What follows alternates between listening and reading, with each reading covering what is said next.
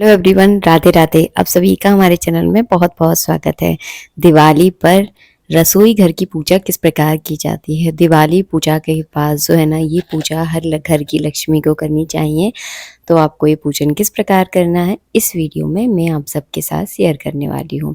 तो सबसे पहले आपको दीपक ज़रूर जलाने हैं, क्योंकि दीपों का त्यौहार है, तो दीपक जलाना बिल्कुल ना भूलें।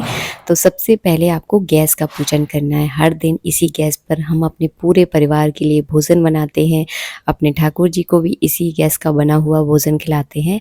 तो ये हमारे रसोई घर की सबसे अहम वस्तु जो है ना, आप कह सकते हैं, इसमें अग्नि का वास होता है। तो आप जो है किचन की गैस पर, अगर आप चूल्हे पर रोटी बनाते हैं तो चूल्हे पर इस तरह का स्वास्तिक बना लीजिए। अगर इंडक्शन पर बनाते हो तो उस पर बना लीजिए। मैं यहाँ गैस पर बनाती हूँ, तो मैं जो है ना गैस पर इस तरह से स्वास्तिक बना रही हूँ।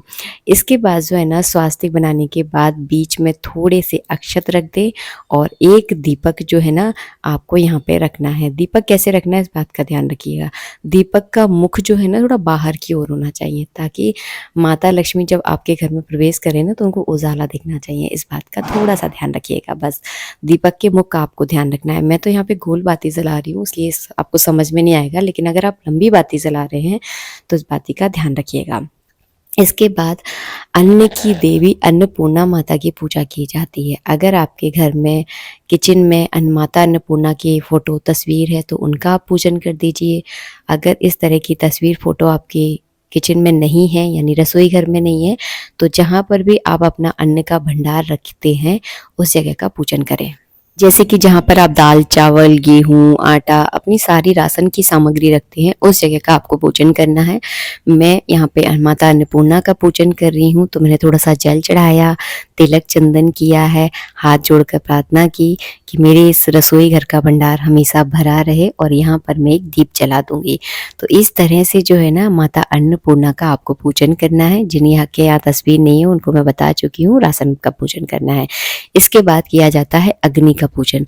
तो अपनी गैस को प्रज्वलित कर लें और यहाँ पर इस अग्नि में कुछ मीठा आपको चढ़ाना है। इस बात का ध्यान रखिए, अग्नि में मीठा चढ़ाकर उसका भोग लगा दें।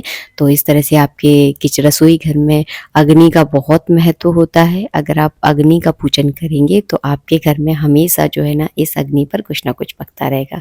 तो ये आपको यहाँ पर मीठा चढ़ाना है। इसके बाद चक्की का पूजन किया जाता है। तो दिवाली पूजा में इस तरह की चक्कियाँ आपको बहुत मिलेगी मार्केट में, जगह जगह देखने के लिए आपको मिल जाएंगी। अगर नहीं मिलती हैं तो आप अपने रसोई घर की जो मिक्सी होती है ना उसका भी आप पूजन कर सकते हैं। तो मैंने यहाँ पे चक्की का पूजन कर लिया है।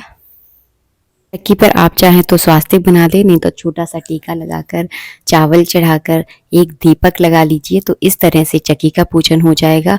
और चक्की को पूजन करने के बाद उसे थोड़ा सा चलाना ज़रूर है। सेम इसी विधि से आप मिक्सी का भी पूजन कर सकते हैं। जिन लोगों के यहाँ चक्की नहीं है वो लोग मिक्सी का पूजन करेंगे। और यहाँ पे दीपक लगाना बिल्कुल मत भूलिएगा।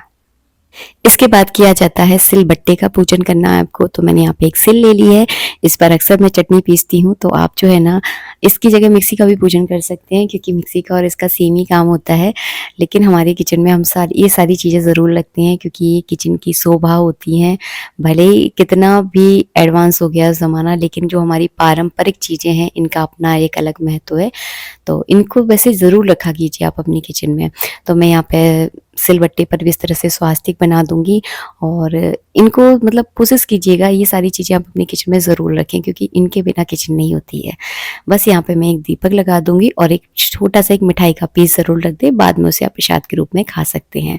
इसके बाद किचन की जो रसोई घर का जो दरवाज़ा होता है, जो मेन गेट होता है ना, जैसे कि आजकल तो ओपन किचन हो गई है, तो फिर भी बीच में एक दहली टाइप की होती है। तो वहाँ पर जो है ना आप इस तरह का स्वास्तिक ज़रूर बनाएं और 20 दहली में इस तरह से आपको दीपक रखना है। तो ये हो गया दहली पूजन। आइए अब मैं आपको बताती हूँ कलश का पूजन, जहाँ पानी भर के रखते हैं। वैसे तो आजकल का ज़माना ऐसा हो गया है कि डायरेक्ट आरओ में से पानी लेते हैं और पी लेते हैं, लेकिन नहीं, फिर भी हमें अपने घर में इस तरह के कलश भर के ज़रूर रखने चाहिए।